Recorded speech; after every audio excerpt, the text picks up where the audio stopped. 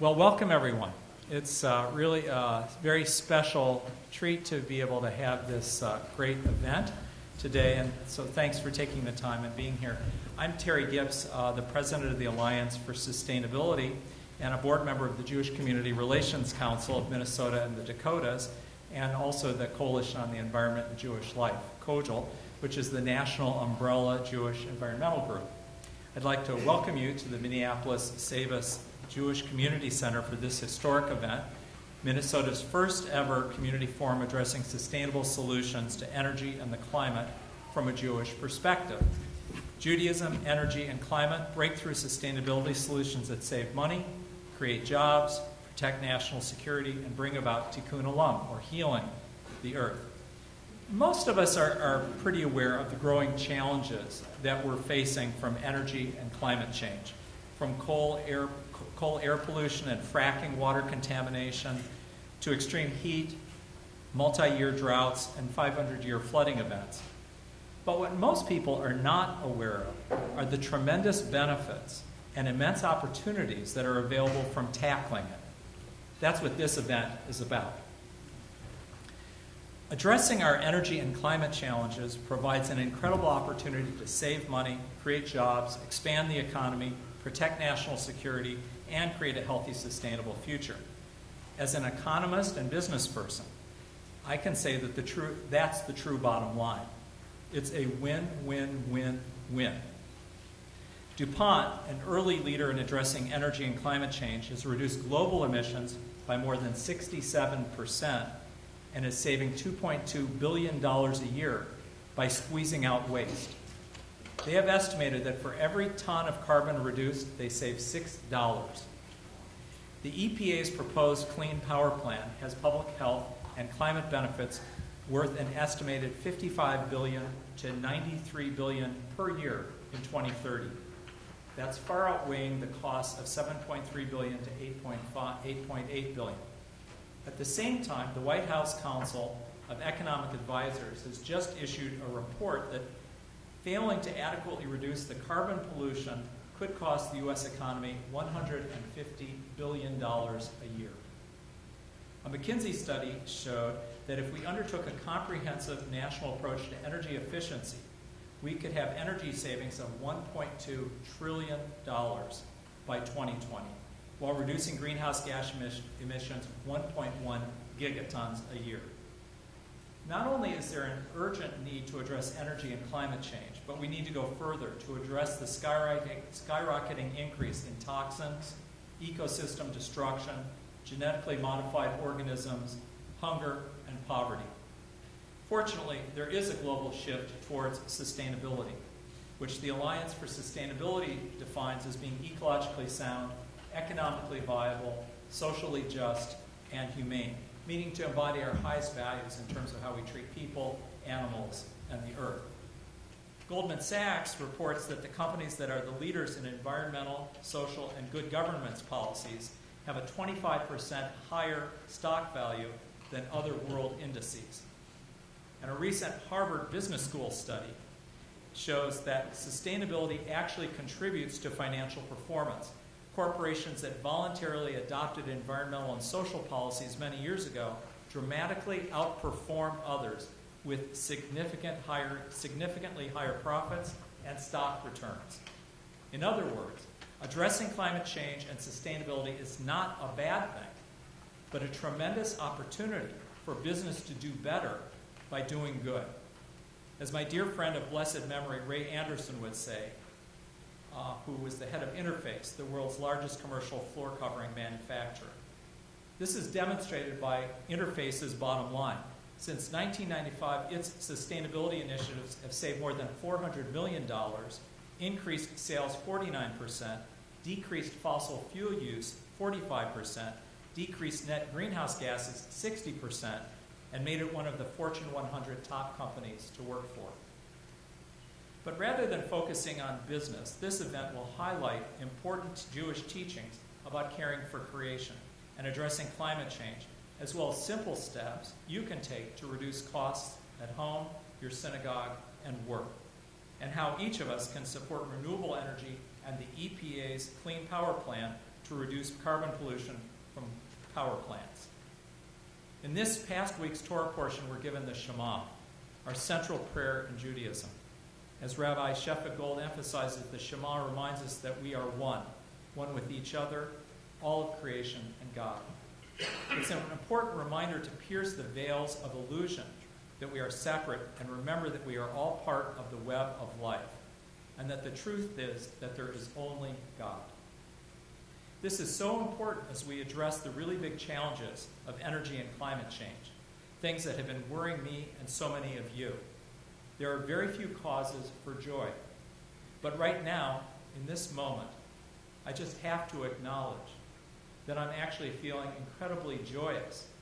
And it's not for reasons my mind can actually articulate. I'm feeling that oneness and life force. I'm noticing that when I experience that and enter into direct relationship with life, I feel incredible energy, radiance, and possibility.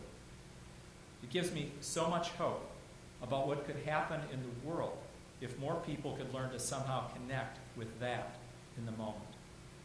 I hope you too will pause, feel that unity, and really connect with life in this present moment, because everything we're trying to do deals with restoring life instead of destroying it.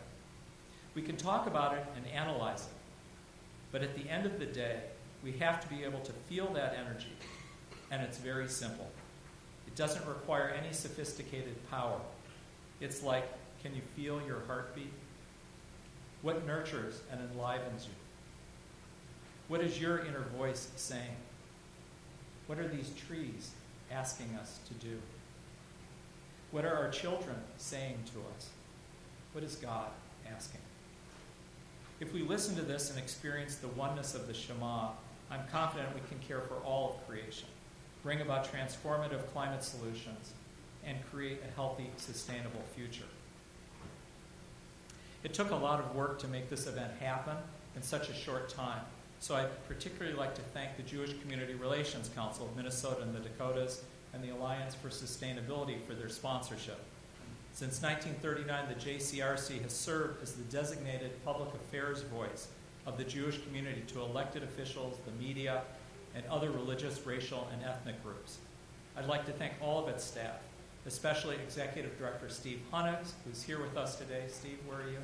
Over here. Thank you, Steve.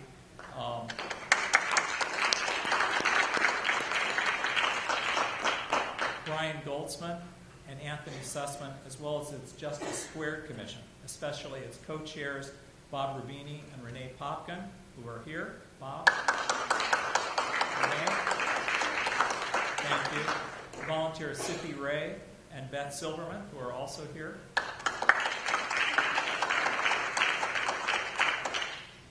For 31 years, the Alliance for Sustainability has been working to bring about sustainability on a personal, organizational, and planetary level. Through education, action, and partnerships focusing on neighborhoods, congregations, businesses, and conscious consumers and citizens. We have a free membership and would love to have you involved in our efforts. You can talk with our Executive Director, Sean Gashevsky, or learn more on our website at AforS.org. I'd also like to thank the Coalition on the Environment and Jewish Life, the Climate Action Campaign, the Minneapolis Jewish Federation, and Temple Israel for their financial support. In particular, I'd like to thank Jared Bierbach from Kojal, who's here with us today from Washington, D.C. Jared, where are you? Over here? Thank you, Jared. Rebecca Dane from Climate Action, Steve Silverfarb from the Minneapolis Jewish Federation, and Rabbi Marcy Zimmerman from Temple Israel. I'd also like to say special thanks to the Minneapolis Save Us Jewish Community Center for hosting us and being a co-sponsor. We wouldn't be here today without the time and energy from Todd Bruce, who's up handling all the logistics, Barb Rosen, and the other staff. And I just want to say how great they've been to work with, and I hope we and other community groups can have many more events in this wonderful facility. I'm deeply appreciative of Arun Sharma from Alum Digital, who is recording this for broadcast on community cable and YouTube, as well as Lynn Gordon, Steve Shapiro, and Jennifer Wendinger from French Meadow Bakery and Cafe for the wonderful reception we'll be having at the end of the event. I'd like to thank the 10 synagogues and other Jewish institutions who are co-sponsors, including the JCC, Minneapolis Jewish Federation, Temple Israel, Beth Jacob, Mayim Rabim, Mount Zion, Beth Shalom, Beth El, Hillel, University of Minnesota, and Talmud Torah, St. Paul. I'm grateful to all of the synagogues and Jewish institutions who have sent representatives to speak. I'm also deeply appreciative for the support of the climate solutions groups, including Minnesota Interfaith Power and Light, Minnesota350.org, Fresh Energy, and Cool Planet, each of which has information tables I hope you'll visit. But most of all, I'd really like to thank each of you for taking time from your busy lives to come here today. I can't tell you how much it means to me to hear how much you care about addressing our energy and climate challenges. Our hope today is that we can all learn a lot, share ideas, get to know each other, be inspired to take action, and collaborate to create a powerful movement for climate solutions and sustainability. So with that, I'd like to open up and have a devar from Rabbi Jennifer Gertman from Temple Israel. Good afternoon. Recently, my grandmother passed away at 92 years old. And as my family gathered for Shiva, we decided that it would be fun to take out the old family videos and start to watch them. And so the first video that we picked was actually the one where my entire family, all 25 of us, took a trip to Israel. And we happened to start with the scene where we are all gathered at the JNF forest and we are about to plant trees. And we present to I'm 9 at the time, so I sort of remember, but we present to my grandparents the 3 forests that my aunts and uncles have come together to buy in honor of them and who they've done it in honor. And then we're each given our trees as we're going to go and we're going to plant them. And I remember very distinctly, without watching the video, planting this tree and wanting to remember where my tree was that I planted and finding a brick that I can put next to it. You know, not realizing that that was not at all what the point was at that moment. And then my grandfather, always a Torah scholar, did what only he could do, which was get all of us quiet. And he said to us, he quoted from Rabbi Yochanan ben Zakkai, "If you have a sapling in your hand and someone says to you that the Messiah has come, stay and complete the planting, and then go out to greet the Messiah." In that moment, and he knew what he was doing. The rest of us didn't necessarily know what he was doing. But in that moment, he taught all of us how important the work that we were doing was. You know, even at the age of 9 or 10 or 12 or 20, as my cousins span, we knew that the Messiah was an important part of Judaism and an important part of the future and something that we pray for and that we hope for. And to be taught that planting a tree and taking care of the earth and ensuring that those trees were going to be there for people who were not us in a country that was extremely important and is extremely important, was a lesson that we all took with us as we went into the future. And it's one that we all really live with and live by, and one that's important for everybody to know, that planting a tree is more important than greeting the person that is going to be a messenger of God's. It really shows how much we need to be taking care of the earth The Talmud tells the story of a farmer who was clearing stones from his field and throwing them into a public thoroughfare. A pious man walked by and rebuked him, saying, "You are worthless. Why are you clearing stones from land which is not yours and depositing it on property which is yours?" The farmer laughed at the pious man and continued doing what he was doing. In the course of time, the farmer had to sell his field, and as he was walking on the public road, he fell on those same stones he had thoughtlessly deposited there. He then understood the truth of the pious one's words. The damage he had wrought in the public domain was ultimately damage to his own property and his own well-being. Something that we can all carry with us as we go forward. That what we do to our environment is the same, if not even more important, as what we do in our own homes, and how we would treat the things that we possess and the things that we find the most important to us is how we should be treating the world around us.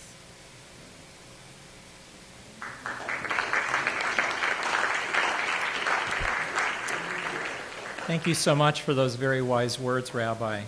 Very beautifully stated, and I think the implications for us in addressing climate change are pretty clear.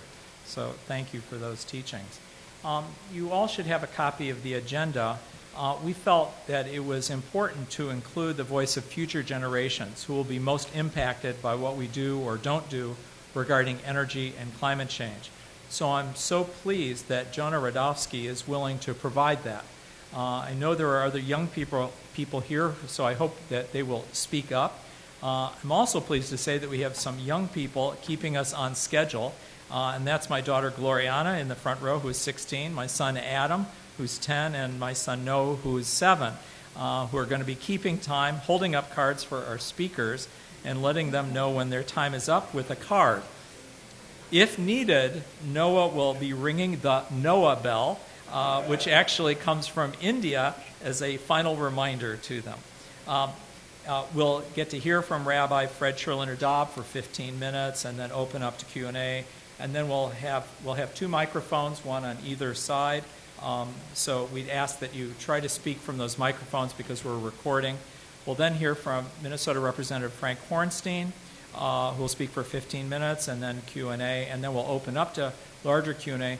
And we'll hear from our 4 climate solutions groups, Minnesota Interfaith Power and Light, Minnesota350.org, the Alliance for Sustainability and Fresh Energy. They'll just do quick 2-minute updates on their activities, and then we'll open up to broader discussion there. And then we'll hear finally some from our representatives from various synagogues and other Jewish institutions about what specific actions they've taken or plan to take regarding sustainability and climate solutions. We'd then like to open it up to a broader community discussion and move on to actually taking action, taking some time to let our elected leaders know our feelings about climate change. Finally, we'd appreciate you completing the evaluation that you have and the action sheet we gave out at the beginning in order to get your feedback and hear about what kind of follow-up you might like to see, because we're considering being able to do this a number of other topics. And then it's time to eat and enjoy our reception. So I'd like to begin by welcoming up Jonah Radofsky. Jonah, if you can come on up. I think an extraordinary voice from the next generation. He's from St. Paul. He's 19 years old, and he just graduated this year from high school, the Gaia Democratic School. And I think he's got some very important words to share with us. So thanks,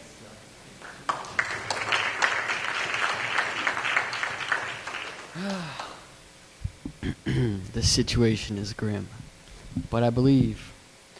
So I don't exactly know what other people visualize when they think of the climate crisis and how to solve it, but I would like to talk about my vision for this particular issue. And it's an issue that keeps coming up through the years, since Al Gore was president, and all this time we've been talking about global warming. and it's not really being solved. So, on an individual level, I don't think that it's good to spread guilt, because we could all really be doing a lot better in terms of being consumers in this society. And, I don't think anyone knows exactly how to solve it. But I think it is a cultural issue because we think of our culture as something that is temporary in two senses of the word. One, that it will be around forever, but then also we treat it like we can just use it all up. And I have bullet points here. So I think that one of the keys to solving this issue is coming together through judgment. So as a culture, if we are functioning as if we need to actually come together and do something about this, then, that will sort of start to change how everything goes. And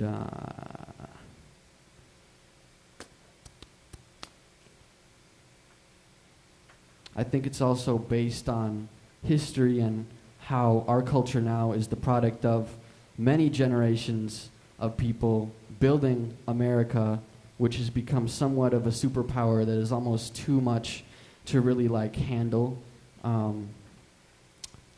And I think that we need to think of ourselves as people who have an impact on history, because Christopher Columbus, I'm not sure he thought much about his impact on the world and how it would be after he left it, but his life is still here in McDonald's and all these corporations, and there are these people throughout history. Everything is a product of what has happened in the past, and every little thing that we do is building tomorrow. And I get scared sometimes of the apocalypse because I don't think that people know how to handle chaos, and if we eat our culture up too much, that will be a harbinger of chaos. And I do not think that is an inevitable mathematical certainty, but I think that something that we really need to face is the fact that is what we are facing if we do not face the energy crisis and the crisis of overconsumption in society. And I think that what we can do to keep that from happening, or if something were to fall apart and society would become unmanageable because so many people look to other people for the answers, and society is sort of a top-down thing that people, because it needs to function in that way at this point in time. But I believe that, wrapping this up, a key to sort of at least setting up a platform to build a new, not new world order, but a new way of people functioning together peacefully, is to have more leaders. And I'm not saying, the world needs more leaders, where the leaders, I'm saying, as individuals, it's not necessarily a healthy way to look to other people too much, or to give other people the opportunity to have that comfort zone. I think I have seen a lot of very talented young people, and my school, it gives me a lot of hope. I do believe that there are some really great people who are about to really change the culture that we live in, and I think that is incredibly important, because I don't know where else I would get my hope from, and I believe that everybody has the potential to contribute to this. And I think that it would be great if there was more music and more things to do, so it wasn't quite just so much about day-to-day lives, but actually bringing a positive energy where it's not quite so much about judgment. And people kind of look at me like, oh, you like hip-hop, and it's like, yeah, I like hip-hop, and it's like, there's a lot of, so that's kind of more about me. But I guess, I believe that we can do it. I believe that we can solve this thing, but I really think it's quite a dangerous situation.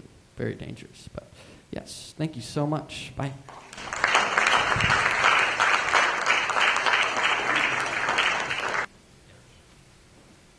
Well, Jonah, thank you so much for sharing that. And I really appreciate your deeper message about our culture and really needing to transform our culture. So thank you for speaking that, bringing that into this space, because I think that's really essential for us to do. It's a wonderful message, and I love hearing that we've got lots of more young people that are committed to helping to bring that about. And I love the idea of the music. We wanted to have some music here. We were not able to get the people we had hoped. So hopefully the next time we do one, we will, and maybe you'll be providing some of that. So that would be great.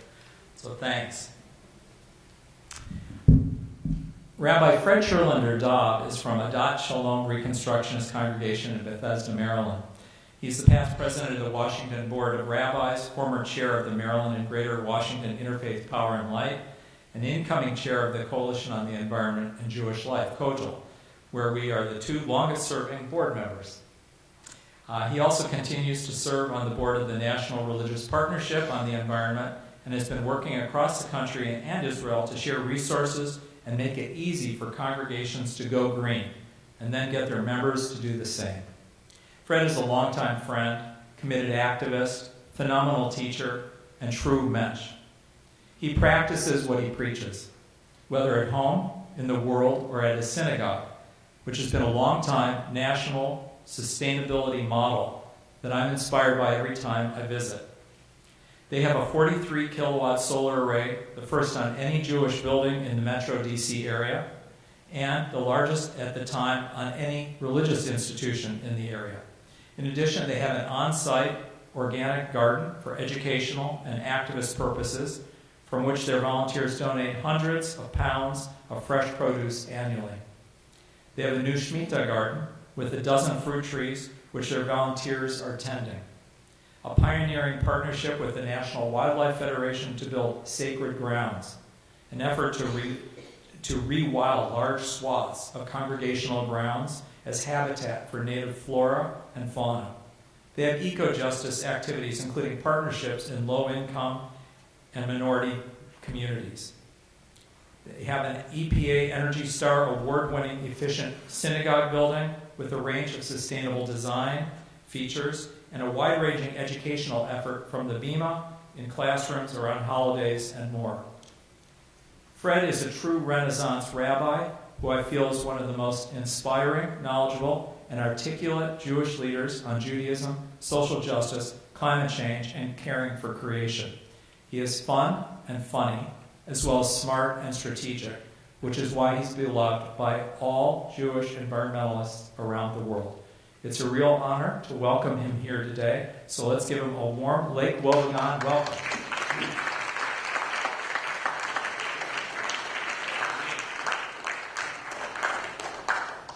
Thank you so much, Terry. So you wanted music. Why not?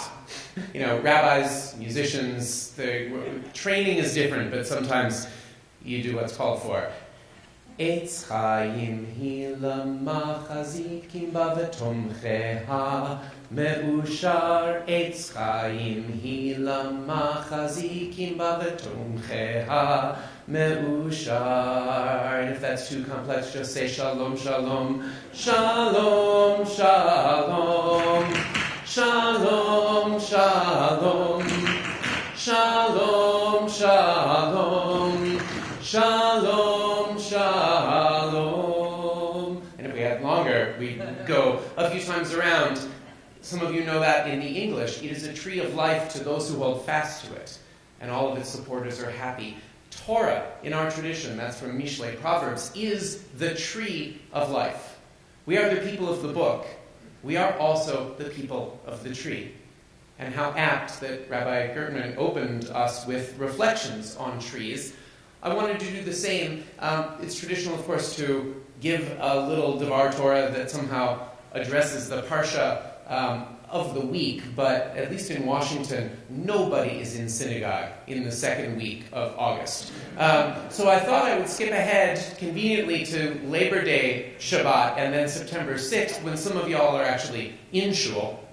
And it happens that Labor Day weekend, which is a great example of eco-justice, really fusing what we often think of as the blue-green alliance, right? The green folks, the enviros, and the blue collar, the workers, we need and are in this together. So it happens that this year, the Shabbat of Labor Day weekend, August 30th, is Parshat Shoftim. And near the end of Parshat Shoftim, Deuteronomy chapter 20, verse 19, we're told the root of the Jewish environmental ethic. And the analogy comes, not surprisingly, from trees. Even in wartime, we're told, when you besiege a city, you must not cut down its trees. You may eat from them, but you must not cut them down. Ki ha'adam etz hasadeh lavo mipanecha b'matzor. For is the tree of the field human, that it can withdraw into the city gates before you? No, the trees are not your enemy. And by the rabbinic logic called kal v'chomer, from this, if it's there, then all the more so over here. If we are not allowed to destroy trees in a wartime situation that might reduce casualties on our side by subduing the enemy that much sooner, how much more so should we not be allowed to cut down old growth for toilet paper for wealthy Americans? Kal v'chomer. We are not evil, but what we are doing when we don't ask questions is wreaking havoc on the environment. It is doing unconscionable things to the global poor. And it is hurting our own future. We can do better than this. We must do better than this. Parshat Shoftim on Labor Day weekend also includes the famous line from Deuteronomy 16:20, Tzedek, tzedek tirdof, justice, justice you shall pursue. I can only imagine that when the local JCRC has the Justice Squared Commission, that's the tagline, right? We say it twice because it's that important. And those two are not connected. An agenda that only looks at people and doesn't look at the larger ecosystem on which all life depends is ultimately not going to do what it needs to for those people.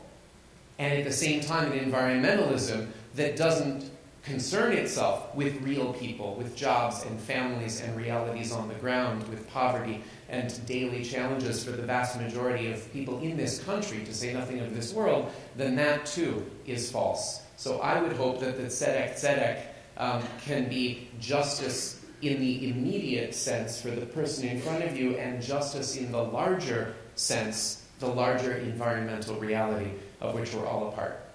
And then finally, since Labor Day weekend, a lot of you were away, September 6th, that's really the opening day for synagogues in many ways. And we have Deuteronomy chapter 22 in Ki Tetzeh on September 6th. There's this beautiful little paragraph. Verses 6 and 7 have this confusing mitzvah, shoo away the mother bird before you take the young. Thank you. And we're told by the commentaries that this is about protecting species from one generation to the next. Even if you believe it's okay to take an individual animal for your own desire, you must not do anything that hurts the species. You must not do anything that affects the long-term sustainability of the beauty and the bounty that we have been given. And then, right after that, chapter 22, verse 8, my new favorite verse in the Torah. Deuteronomy, chapter 22, verse 8. I don't see enough notes being taken. And it says very simply, when you build a new house, ki tivneh bayit chadash, va'asita ma'akeh begagecha. You put a parapet up around your roof. I love that one. I hope it's instantly evident to everyone. Put a parapet around your roof. I don't know if in the more religious enclaves here the same thing has happened, but in some neighborhoods in the Baltimore area, I've seen one or two in D.C., but in very observant communities, there's a new trend of putting a parapet on the roof, and it follows the halachic literature, the Jewish legal, that says it needs to be this high, etc. And so on a highly pitched roof, you have a little 18-inch balustrade that goes 1 foot on either side, and it's like a design element. It would never save a child from falling off of that roof. But of course, the logic was, if you're going to do something appropriate, but potentially dangerous, then use reasonable precaution. If you're going to build a house that has a roof, people are going to be on it. Roofers, children, who knows? You don't wait until there's an empirical trend that shows that a statistically significant number of children have fallen off of roofs just like yours before you require putting on a roof. It's the precautionary principle. Va'asita ma'akeh. What we are doing with the global climate is an uncontrolled science experiment. I'm here because visit family, and my brother-in-law teaches physics at the U.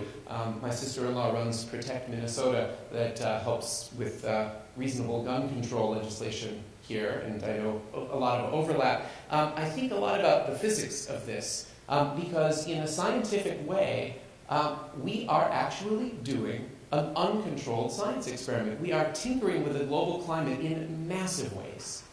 Ways that the broad scientific consensus says we haven't even begun to see the effects.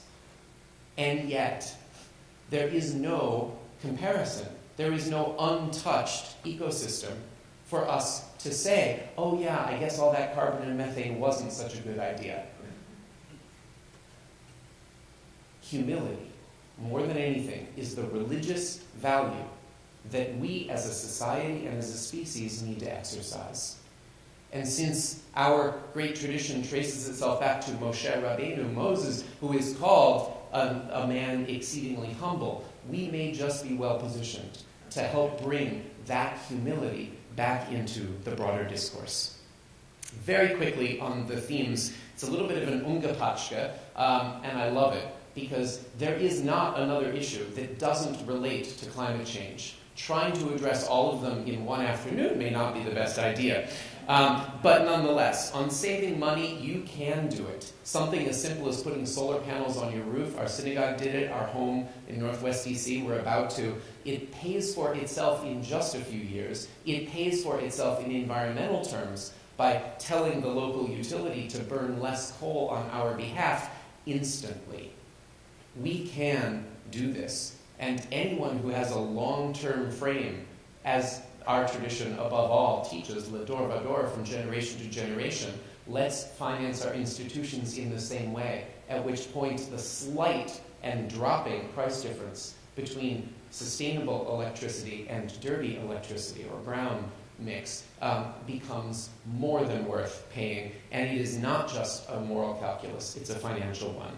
Creating jobs, the same logic, wind and solar, these are the directions of the future. And we have a responsibility to make sure that whatever environmental steps we take are good for the working communities, are good for the poor, and are conscious of the job piece. That's not my role as a rabbi. Thank God we have a politician here as well, and not just any. But we need to be in this together. And this is not about religion over here, politics over there. This is not about bifurcating the economic side and the moral side. They need to be in continual dialogue. National security is on the table, and that's U.S. national security. There are 5 of these events that Kojal is sponsoring in different communities, and 2 or 3 of them have rear admirals and 4-star generals as the speaker. Today you have me and Frank. But it is precisely because we, as a country that is, again, putting people on the line in our military, we want to reduce that exposure. And some of that exposure has to do with the way that we have overextended ourselves around dependence on foreign oil, as well as just something as simple as the supply lines in a place like Afghanistan. So many of those casualties have to do with the convoys getting fuel to the jeeps and to the tanks. We can do better than this as a country. National security is also an issue for that other country that we love that has been in such turmoil. We can't not mention the challenging Israel and her neighborhood at this moment. And it needs to be said, not only do science analyses show that the Mediterranean, Eastern Mediterranean, is going to be one of the places hardest hit by climate change, worsening the droughts, worsening the famines, worsening the number of refugees and the instability of governments, but also the simple reality that dependence on foreign oil has not been good for Israel. And so both as patriotic Americans and as folks who, from a variety of points on the political spectrum, believe in Israel and stand with her and the prayer for a peaceful, democratic future for that beloved country of ours, we need to address this simply as lovers of Israel in the diaspora. And finally, Tikkun Olam. Some of you may have seen an overlooked headline. Just yesterday, New Zealand admitted a refugee from Tuvalu. You all saw that, right? Right. Okay. This is a watershed. Yesterday was the first moment of an officially recognized international climate refugee. Tuvalu is a small island nation near Micronesia, and the highest point is 11 feet above sea level.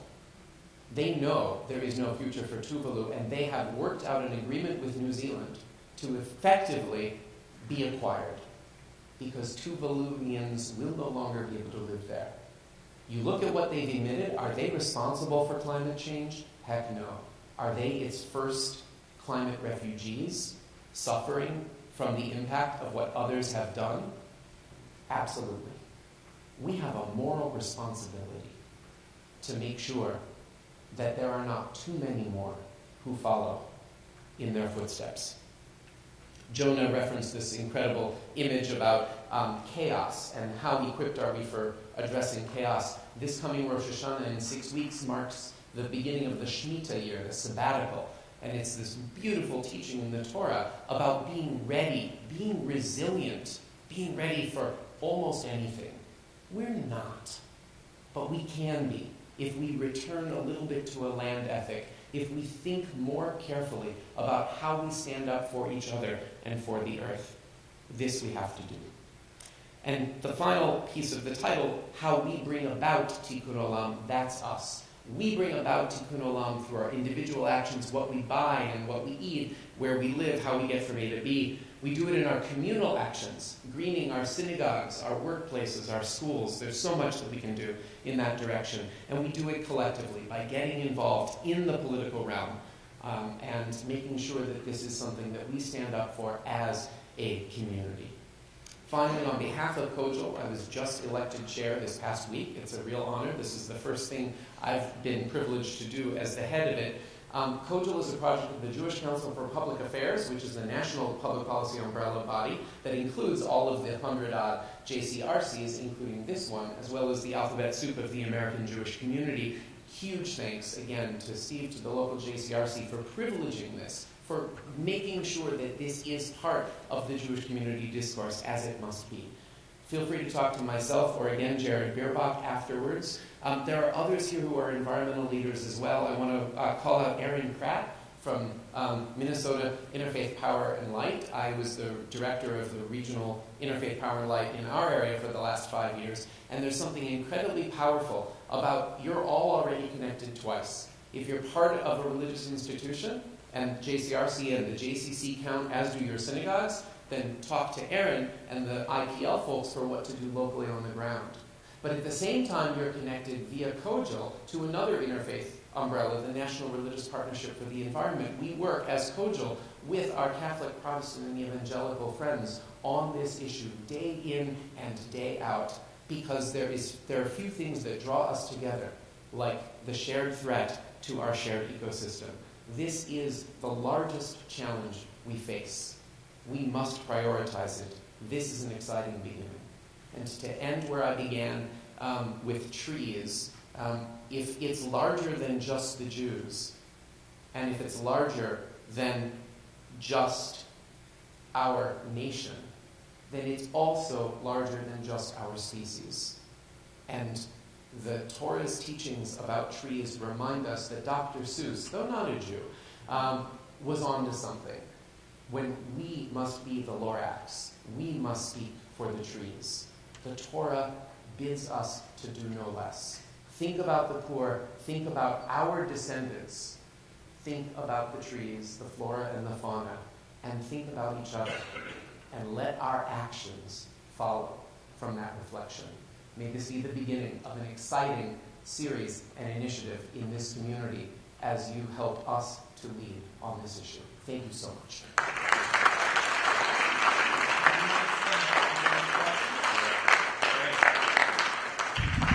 So very special thank you, Fred, for your incredible words.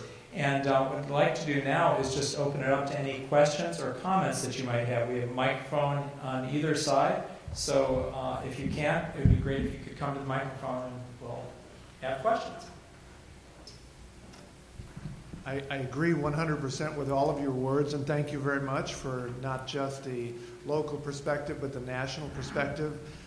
My name is Larry Pepper. I happen to work in the green industry, and I think my comment is more about maybe the forgotten sister as we talk about wind and solar that will do a lot and already are doing a lot. But I think as you look at the list that Terry put out on the back of one of the pages, it's all about efficiency. It's all about energy efficiency. And so I think that when we talk about the things that we're doing that are good, and everything on that list, driving your Prius and putting in LEDs, is all about energy efficiency. And so I would ask, as you move forward with the ideas, and everybody's always promoting the sexy things like wind and solar, how do we do, not just by putting in LEDs in your house, how do we do it on a commercial scale? How do we do it on a large community scale? And keep that wind, solar, and energy efficiency as the terms that we think about. Thank you so much for adding that. Bal Tashkit, the law of not wasting, is applied to energy. And as a commentary on the law about not cutting down the enemy's trees in wartime, Rav Zutra in the Talmud, Shabbat 67b, actually says not go build a new solar field, but use the available technology as well as you can. He says that one who covers an oil lamp or uncovers a naphtha lamp. In other words, if you don't take the time to learn what you have and minimize the waste of what you have, you are in violation of the law of Bal Tashkit. So in the Talmud, energy efficiency. Thank you so much for that reminder. We can all do that. Hi, I'm Chris Patton.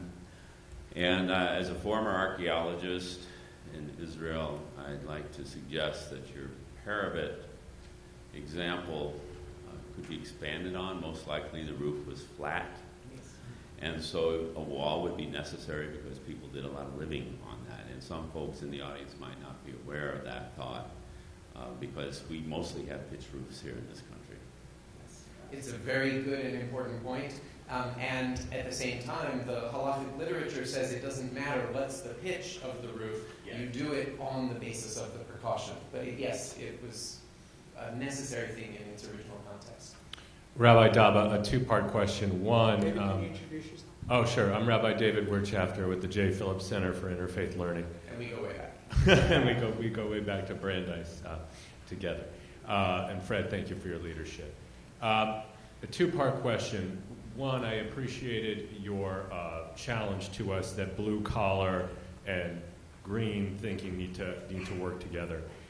You alluded to fracking, which is a huge issue and possibly a huge benefit. We're not sure yet here in the Midwest, especially our neighboring state, North Dakota. How do you recommend finding a balance between growing an economic opportunity, finding jobs, and yet doing so in a way that's particularly sensitive to groundwater and other essential environmental issues? And the part B is through your and Terry's involvement on COGEL nationally, how is the recovery effort going for the communities in the Gulf Coast these years after the BP offshore disaster and recovery for the birds and the region in general? Great question. I'm not going to tackle the second because that's out of my area of expertise, although it is DC, so one of my closest friends who's a member of the shul, we have Shabbos dinner all the time, was part of the governmental task force that was working on the cleanup and whatnot, so I've heard bits and pieces along the way, but it's a good reminder that the impact of what we do has tragic implications for folks out of our daily ken. When was the last time that we thought about the BP blowout?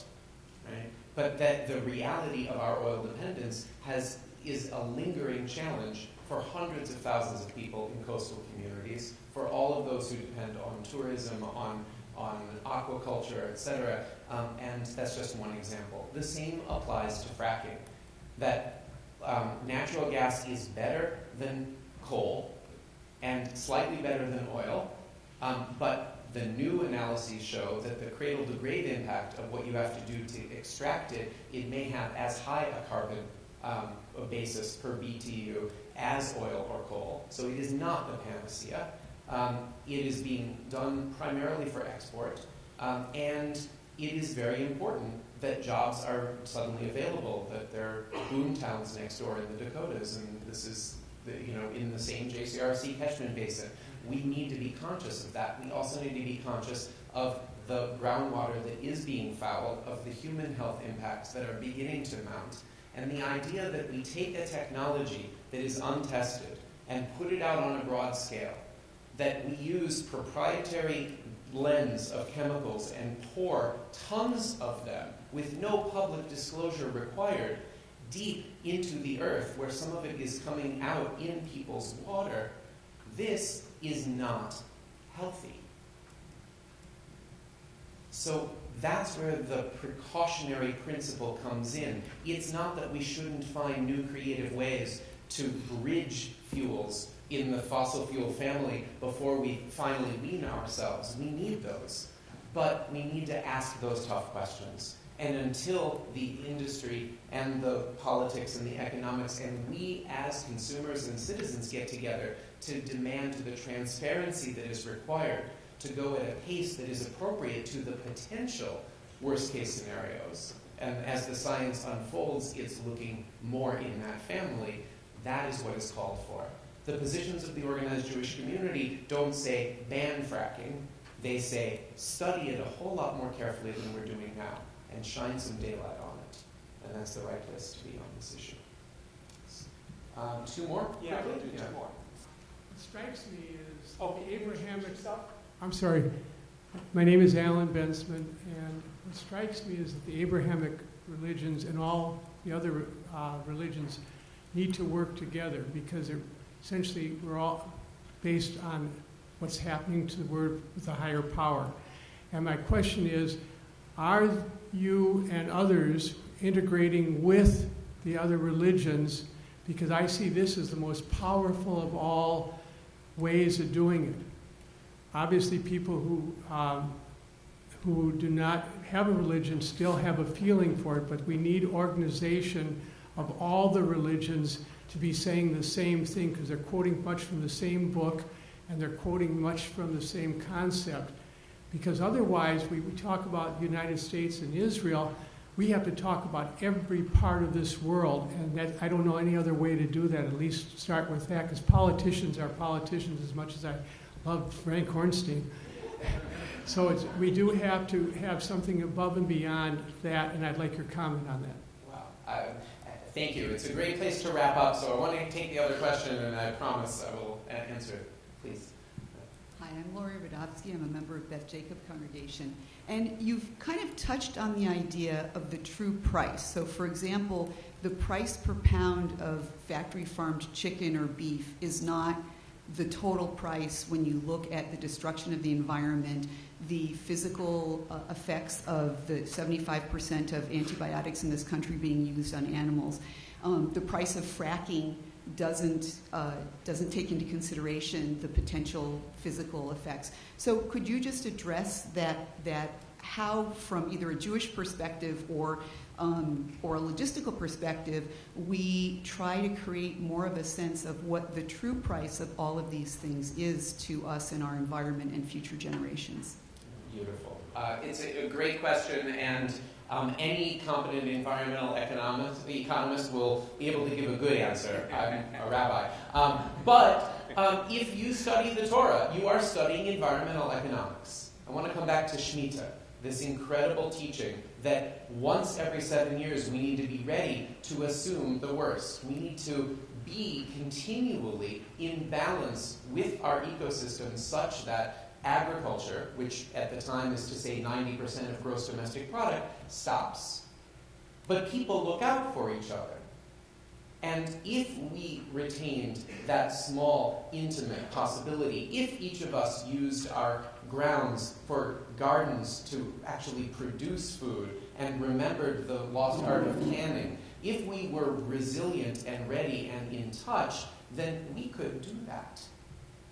But of course, the gap is huge.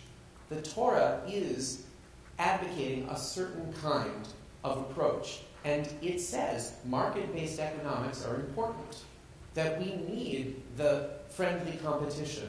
There's something about the capitalist ethos that's very much in the Torah, but the capitalist ethos with regulation, not an unregulated free market, which in fact is not free. An ethos that says, let there be individual freedom in how we pursue our livelihoods, but let's remember the communitarian basis at the same time, so that every 7 years with Shemitah and every 50 years with Yovel, Jubilee, you hit the reset button. And it's a beautiful mix. It's not capitalist and it's not socialist. It's something in between. It's communitarian, while still honoring the value of the individual, each of us created uniquely in God's image. And there's something powerful about putting all of that together. We need to relook at economics from a Torah lens and ask exactly those questions. And when we take away all the supports and when we bring the externalities in, and then factory farm chicken becomes a lot more expensive, people will eat lower on the food chain, there's less carbon. That's just one small example. But similarly, the actual price of carbon, gas is too cheap. The answer is not necessarily to make it more onerous on the working poor who have no other way to get from A to B than in their car, but gas is too cheap. And there's a lot of ways that we can get from here to there in a way that hopefully can cross the political aisle. Ending with that biggest picture, it's beautiful that, I'm sorry, I'm just conscious of the time. But Rabbi Gertman opened with this famous midrash from Avot Rebbe Natan, a Talmudic era text about Yochanan ben Zakkai, finish planting before you go greet the Mashiach.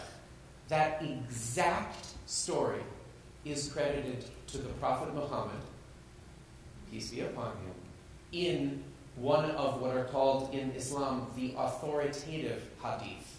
There are the stories that are part of the oral literature, their oral Torah, that go back to almost the time of the Prophet and the founders of the religion. And one of them is this exact story. There's a scholarly debate about who said it first. Yochanan ben Zakkai, if it was, he lived 500 years earlier, so we can claim that one. But more importantly, what we can claim is we're in this together.